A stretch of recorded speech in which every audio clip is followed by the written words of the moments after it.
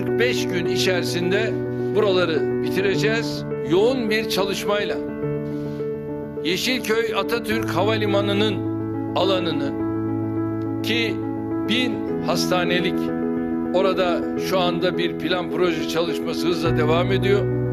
Aynı şekilde Sancaktepe'deki havaalanının olduğu kısmında yine 1000 odalık, orada da yine bir katlık hastaneyi yapıyoruz. Buraları da tamamıyla insanımızın, halkımızın hizmetine sunacağız.